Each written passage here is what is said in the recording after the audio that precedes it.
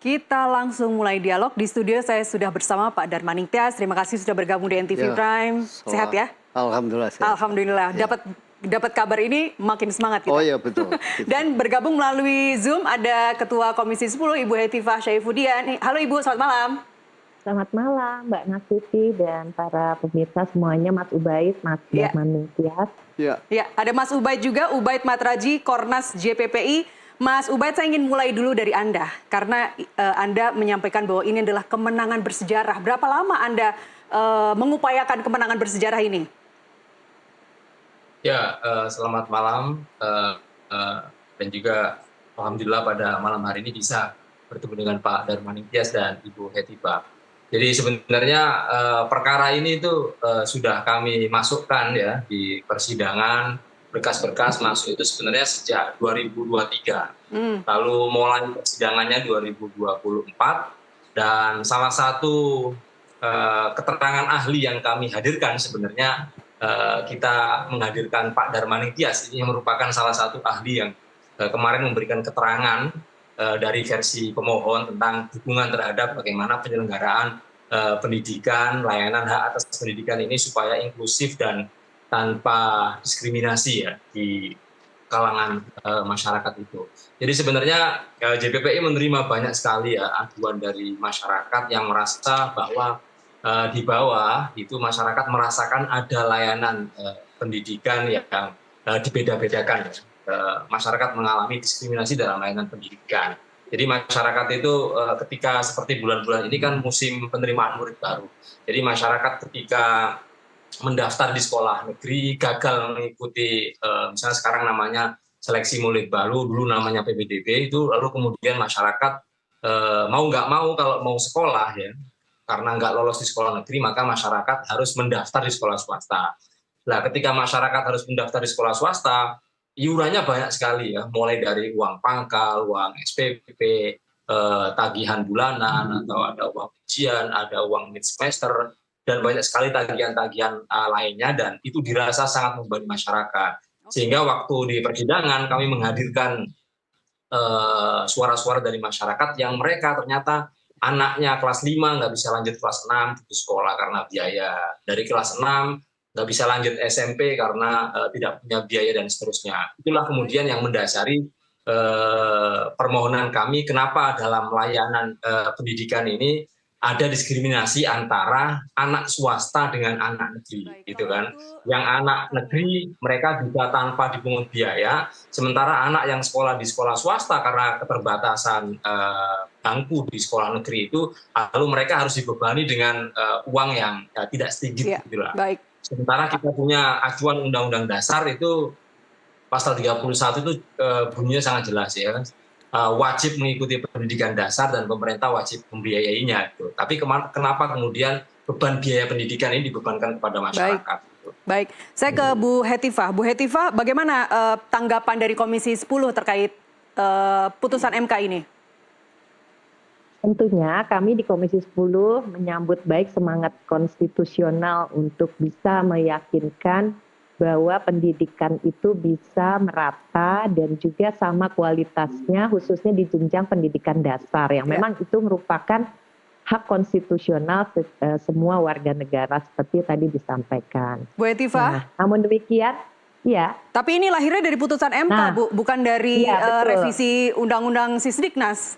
Nah, justru karena sekarang kan kebetulan kami juga sedang merevisi Undang-Undang Sisdiknas. Kebetulan saya ketua panjanya. Bahkan semangatnya kita itu, Mas Ubaid, ingin mewujudkan wajib belajar itu bukan lagi 9 tahun, gitu, tapi menjadi 13 tahun. Ya, jadi lulus SMA, SMK, tapi juga ada 1 tahun wajib belajar di prasekolah. Artinya kan kalau wajib itu ada juga konsekuensinya ya, kewajiban dari negara untuk hadir memastikan bahwa hal yang diwajibkan di dalam pengaturan perundang-undangan itu diwujudkan. Nah itu Mbak, jadi sebenarnya bahkan kita sudah ingin lebih dari itu. Nah hanya secara teknisnya pasti nanti ini akan mengandung konsekuensi di dalam pelaksanaan atau menghadapi tantangan.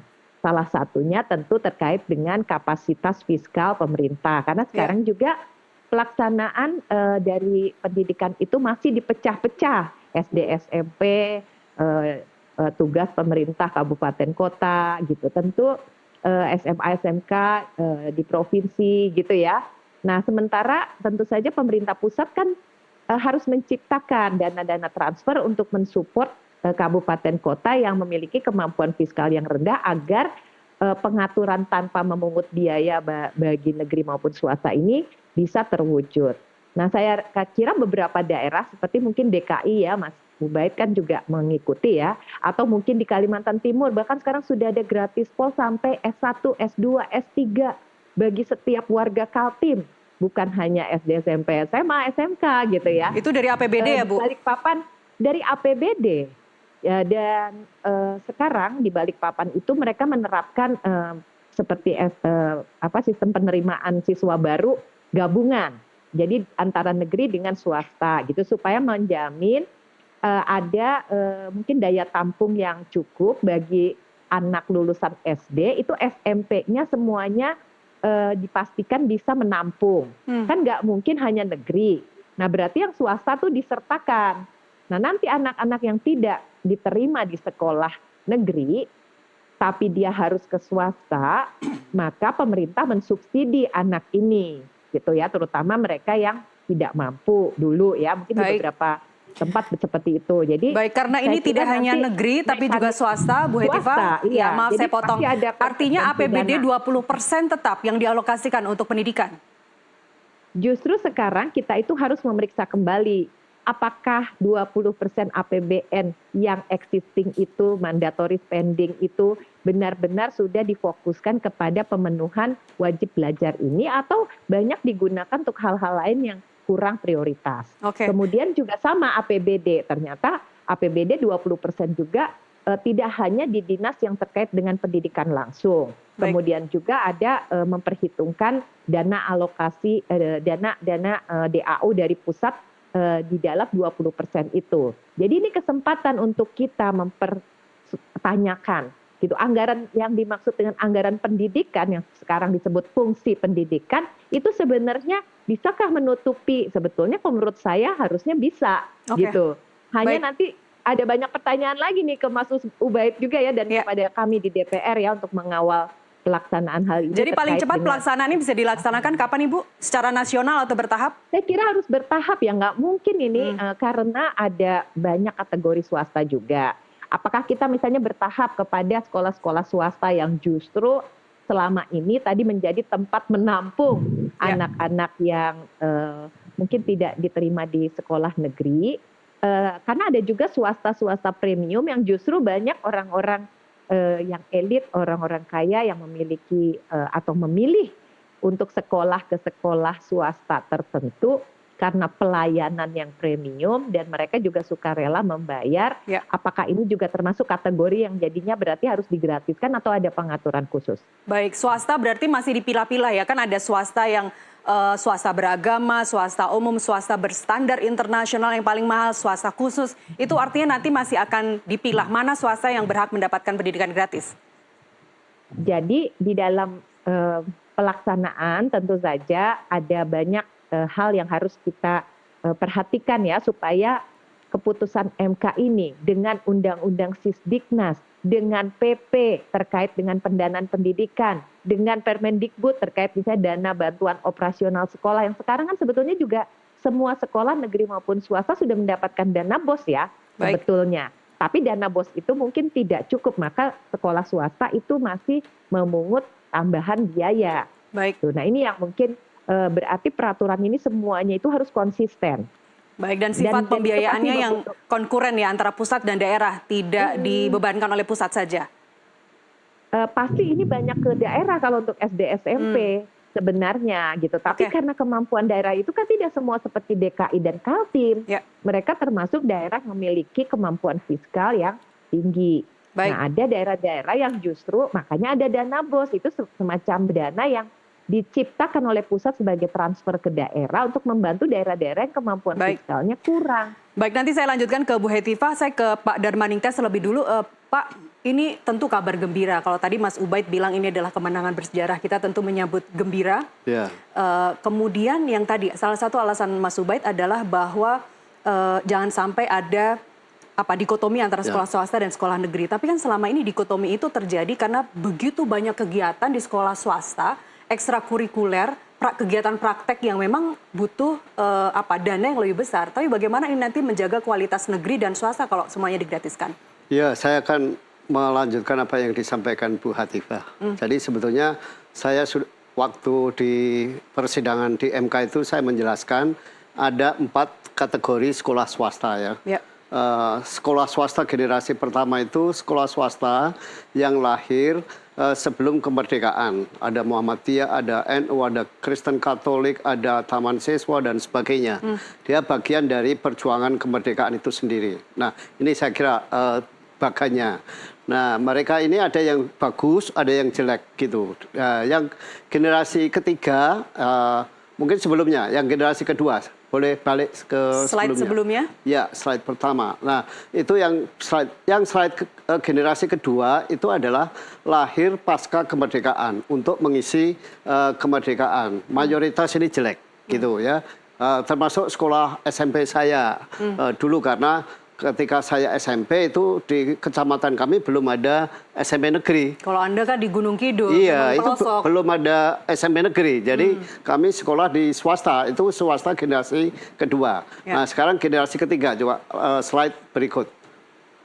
Ini berarti sebutannya masih SR ya untuk sekolahnya ya? Ya, ini SD dan SMP kan untuk sementara. Nah, ini yang generasi ketiga, ini lahir mulai dekade 90-an ya. Ini bagian dari usaha bisnis. Diselenggarakan oleh pemilik atau konglomerat lah ya. Banyak sekali sekarang wujudnya di Jakarta juga di daerah-daerah. Nah, yang keempat itu generasi sekolah swasta yang didirikan oleh partai politik. Sekarang kita kenal adanya Islam, SD Islam Terpadu, SMP Islam Terpadu dan sebagainya. Nah, dalam konteks sekolah swasta yang kita bicarakan dan itu juga yang saya sampaikan ke MK, yang generasi ketiga dan keempat ini saya kira tidak perlu digratiskan Bu Hetifah gitu karena ini masih ada ya Pak Darman ya. Justru ini yang generasi ketiga keempat ini sekarang sedang menjamur. Jadi kelas menengah itu rata-rata SD-nya itu dimasukkan ke sekolah swasta generasi ketiga dan keempat. Tapi kan alasan-alasan itu juga masuk akal Pak Darman Nitias karena ada zonasi. Jadi yang tadinya pengen masuk ke negeri karena bercita-cita mau masuk di UI, tapi harus masuk di swasta karena sistem kalau sebetulnya kalau yang swasta itu bebas. Jadi katakanlah yang mau masuk ke swasta generasi ketiga dan keempat itu kan bebas. Jadi itu enggak, maksud saya kenapa mereka tidak bisa masuk negeri dan harus swasta karena terkendala dengan sistem zonasi tadi. Bagaimana Anda melihat generasi ketiga dan empat yang sekarang masih ada ini tidak masuknya nanti tidak berkaitan atau tidak terkondisikan dengan sistem zonasi? Oh, memang enggak. Ketiga keempat ini sama sekali lepas dari pertimbangan-pertimbangan zonasi. Orang yang memasukkan anak ke sekolah swasta generasi ketiga dan keempat itu dasarnya adalah kemampuan ekonomi dan ideologi, terutama yang generasi keempat gitu. Nah, jadi ini sebetulnya bisa dikecualikan. Yang sekarang yang menjadi PR-nya pemerintah menurut saya adalah sebagian generasi pertama dan sebagian generasi kedua. Nah, kenapa saya katakan sebagian? Karena generasi pertama itu sebagian juga ada yang bagus dan memang mereka menolak dana BOS karena mereka sudah merasa mampu. Di internal di internal mereka itu sudah menerapkan subsidi silang. Sekolah apa itu Pak Darman? Ya, sekolah-sekolah ada Al-Azhar, ada Kanisius, ada Ursula kalau di Jakarta ya. Ada itu kan sekolah-sekolah generasi pertama yang Muhammadiyah dan gitu ya. Itu generasi pertama mereka mampu gitu. Tapi kan sebagian tidak semua generasi pertama ini mampu. Itu sebabnya saya bilang kepada teman di Kemendikbudristek supaya memetakan ini berapa sih jumlah sekolah generasi pertama yang mampu dan tidak. Generasi kedua yang mampu dan tidak mampu. Saya rasa Komisi 10 melalui panja ya Bu Hetifah ya. Ada panjanya sudah dibentuk ya. Boleh langsung dikomentari Bu Hetifah, silakan.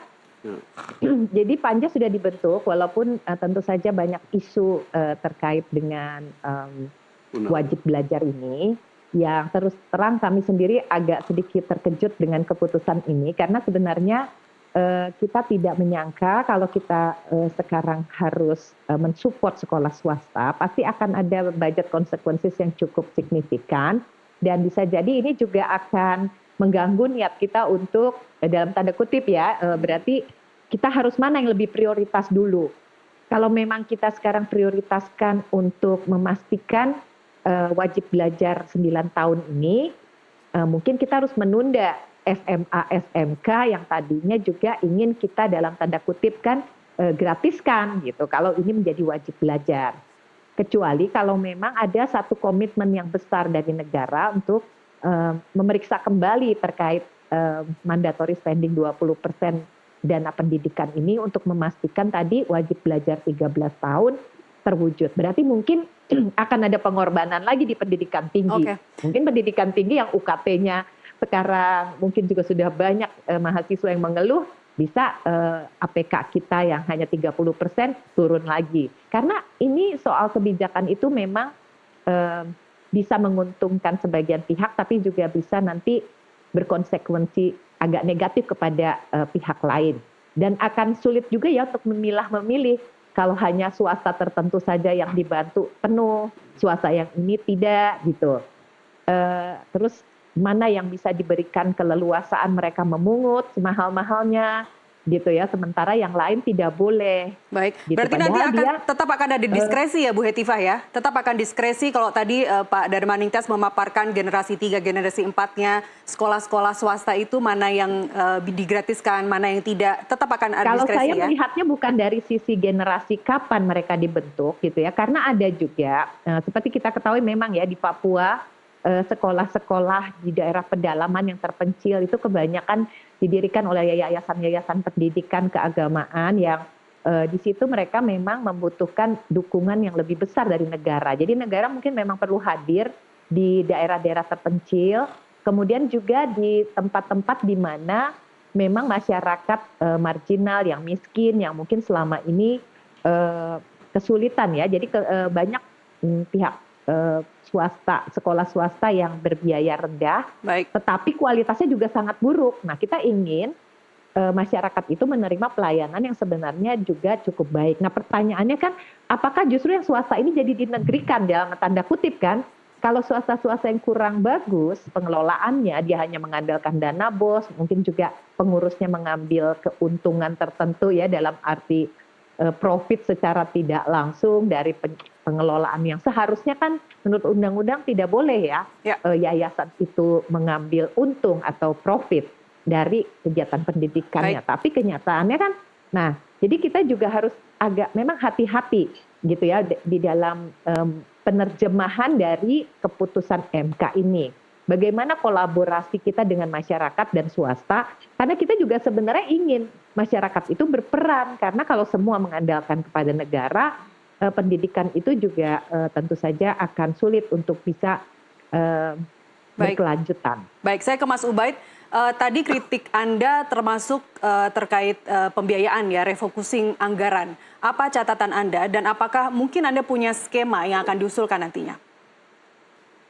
Ya, jadi pertanyaan ini sebenarnya juga mencoba dielaborasi selama 1 tahun dalam persidangan ini. Beberapa kali hakim menanyakan dan menghadirkan para ahli untuk menjawab seandainya permohonan dari pemohon ini dikabulkan, apakah negara punya kemampuan untuk melaksanakan, gitu ya, terutama kemampuan fiskal. Jadi ini ditanya dari perspektif Bappenas, dari perspektif Kemendikbudrismen, dan seterusnya. Ada banyak pakar dan ahli yang dihadirkan untuk menjawab pertanyaan ini. Dari beberapa keterangan ahli di persidangan, saya membuat kesimpulan yang pertama bahwa Indonesia tidak punya sejarah mengurangi anggaran pendidikan. Ya. Jadi setiap tahun itu anggaran pendidikan selalu naik. Ya. Dulu 500 triliun, 2024 jadi 500 triliun, 2025 jadi 700 triliun, tahun kemarin 2024 665 triliun. Jadi anggaran pendidikan ini selalu naik. maka sebenarnya komitmen negara sudah sangat serius terhadap alokasi minimal 20% sebagaimana amanah Undang-Undang Dasar. Yang kedua, menjadi perdebatan apakah kita mampu dengan menggunakan resource APBN ini, itu ternyata kemudian membuka tabir data, ternyata dana pendidikan itu tidak sepenuhnya dimanfaatkan oleh urusan pendidikan secara langsung, misalnya urusan sekolah dan madrasah. Ternyata misalnya diungkap oleh Panja Pembiayaan Pendidikan, ada Bu Hetiva waktu itu di tahun lalu, menunjukkan ternyata ada sekitar 24 ya kementerian dan lembaga yang memanfaatkan menggunakan dana pendidikan yang 665 triliun itu tahun lalu 2024, sehingga tidak ada fokus pada sekolah dan madrasah misalnya, tidak ada prioritas mana yang harus diprioritaskan, sehingga misalnya anggaran pendidikan itu dinikmati oleh misalnya Kementerian Sosial, kemudian ada Kementerian Pertahanan, ada Kementerian Dalam Negeri, ada Kementerian Keuangan. Jadi ada 24 ya, ada puluhan kementerian-kementerian yang tidak terkait langsung dengan pendidikan. Karena itu selama ya, anggaran pendidikan ini tidak ada fokus, mau ke fokus kemana, tidak punya prioritas, mau diprioritaskan kemana, maka anggaran yang besar, resource yang besar ini tidak mampu berbuat apa-apa. Kemudian yang ketiga, dalam fakta persidangan juga ditemukan bahwa ternyata anggaran pendidikan yang besar ini ternyata ditemukan ada banyak salah sasaran, ya, kemudian banyak juga kebocoran-kebocoran yang kemudian ditemukan dalam persidangan, ternyata ada banyak penyelewengan dana pendidikan, sehingga sektor pendidikan ini menjadi 5 sektor terkorup di Indonesia. Nah, kalau misalnya kita benahi soal tata kelola dana pendidikan ini supaya transparan dan akuntabel, kemudian yang kedua ada prioritas, ya, ada refocusing, maka tentu ini sangat mungkin. Apalagi dalam Undang-Undang Sisdiknas dan Undang-Undang Dasar itu dijelaskan bahwa sumber dana kita, ya, dana pendidikan itu tidak hanya di APBN tapi juga di APBD. Artinya resource APBN saja itu sudah lebih dari cukup, apalagi APBN ditambah dengan APBD yang minimal, yang tadi dikatakan mandatory spending-nya minimal adalah 20%. Jadi dengan resource yang berlimpah ini sebenarnya untuk menjawab apakah kemampuan fiskal kita ini meyakinkan untuk bisa mengimplementasikan ini, saya pikir dengan tata kelola yang kuat, transparan, dan akuntabel, dan kita punya prioritas dan fokus, maka ini sangat mungkin untuk bisa segera dieksekusi. Ya, harus bisa dieksekusi. Saya ke Pak Darmaning Tias. Kalau tadi terkait refocusing anggaran, terkait pemantauan, siapa yang akan menjalankan pengawasan nantinya Pak Darmaning Tias? Apakah ini ranahnya Pemda atau mana yang ranahnya pemerintah pusat? Karena kan ini tidak diserahkan ke pusat sepenuhnya. Ya, pertama sebetulnya terkait dengan anggaran pendidikan sempat muncul juga ya. Apakah APBD itu juga harus 20%, karena pada kenyataan kebanyakan atau kurang itu? Bukan, pada kenyataan dana APBD itu kan dari DAU dan DAK. Ya. Artinya dari pemerintah pusat juga gitu loh. Ini yang menjadi perdebatan, kecuali nanti daerah-daerah itu seperti DKI, seperti Kalimantan Timur itu memang memiliki sumber pendanaan tersendiri. Kalau Kaltim mungkin dari sumber daya alam, kalau DKI mungkin dari pajak dan segalanya gitu ya. Itulah, itu memang spesifik. Tapi kalau daerah pada umumnya itu memang dia sangat mengandalkan DAU dan DAK. Gitu, itu satu. Kedua, sebetulnya kalau terkait refocusing, saya termasuk orang yang sepakat dengan tadi yang disampaikan Mas Ubay, bahwa memang anggaran pendidikan kita ini tinggi ya, 20% dari dari APBN. Tetapi tadi itu 20% itu tidak fokus ke Kementerian Pendidikan dan Kementerian Agama yang selama ini mengelola pendidikan dasar dan menengah sampai tinggi gitu. Tapi tersebar ke kementerian-kementerian lain. Bahkan termasuk juga untuk pendidikan kedinasan. Nah, ini saya kira problem kita itu di sana. Selain itu juga ada inefisiensi seringkali penggunaan anggaran itulah. Karena itulah saya kira yang harus dilakukan oleh pemerintah sekarang itu adalah bagaimana supaya terjadi refocusing terhadap pengelolaan anggaran pendidikan yang lebih fokus kepada Kementerian Pendidikan Dasar dan Menengah, Tinggi, Agama, dan Kebudayaan. Ini pesan saya kepada Ibu Hatifah, nanti kalau membahas RUU Sisdiknas sebaiknya Undang-Undang Kebudayaan juga masuk ke dalam yang digabungkan, karena kalau pendidikan tanpa kebudayaan saya tidak bisa bayangkan seperti apa. Karena itu mestinya alokasi anggaran pendidikan itu ke 4 kementerian ini. Itu kalau mau mewujudkan pendidikan dasar gratis baik swasta maupun negeri. Kalau fokus untuk ke 4 kementerian ini, insya Allah cukup. 4 kementerian tadi apa aja, Pak? Pendidikan dasar dan menengah, tinggi, agama, dan kebudayaan. Baik, tapi Menteri Pendidikan Dasar dan Menengah sendiri, Pak Abdul Muti, setelah putusan MK tadi mengatakan bahwa sampai saat ini pihaknya masih menganalisis putusan MK, kemudian menunggu arahan Presiden. Oh ya, sudah pasti, karena itu tadi tahun ini Kementerian Pendidikan Dasar dan Menengah kan cuma dapat alokasi 35 triliun. Karena memang semuanya turun. Iya, jadi saya kira persoalannya justru di situ, bagaimana supaya Kementerian Pendidikan Dasar dan Menengah ini memperoleh alokasi yang terbesar. Karena apa? Karena mengelola pendidikan dasar wajib belajar 9 tahun secara nasional, gitu, lebih luas dibandingkan misalnya Kementerian Pendidikan Tinggi atau Kementerian Agama. Baik, gitu. Kalau boleh, ini kan saya bilang sasarannya ya Kementerian Pendidikan Dasar dan Menengah. Saya ke Bu Hetifah, menterinya aja seolah-olah nanggepinnya biasa-biasa aja, Bu. Kita yang happy dengarnya, tapi seolah-olah putusan MK ini dari Kementerian Pendidikan Dasar dan Menengah flat aja gitu. Kemudian juga ada beberapa daerah yang sudah teriak. Di Jepara misalnya sekdanya bilang dari mana anggarannya kalau swasta mau digratiskan. Silakan Bu Hetifah. Sebetulnya sih yang saya tahu, karena saya juga langsung kan komunikasi dengan Mendikdasmen, justru berusaha menanggapi ini dengan serius tanpa mungkin tergesa-gesa gitu ya, atau membuat statement-statement yang nanti akan membuat gaduh. Ya lebih bagus kan memang dibuat analisa terlebih dahulu, karena pasti akan ada konsekuensi dan kajian. Kemudian tadi seperti yang kita sudah diskusikan lah, reformasi alokasi dana pendidikan seperti apa, kondisi setiap daerah kemampuan fiskalnya seperti apa, dan nanti jika nanti kita menyimpulkan perlu ada dukungan dari APBN juga, itu kita mau fokus dari mana dulu gitu. Karena kan nggak mungkin langsung, harus bertahap gitu sih. Jadi bukan biasa-biasa saja, tapi beliau justru ingin hati-hati dan berbasis kepada data. Dengan banyaknya PR yang nantinya harus diselesaikan sebelum dilaksanakan secara bertahap, bagaimana atau kapan secepatnya ini bisa dilaksanakan, Bu Hetifah?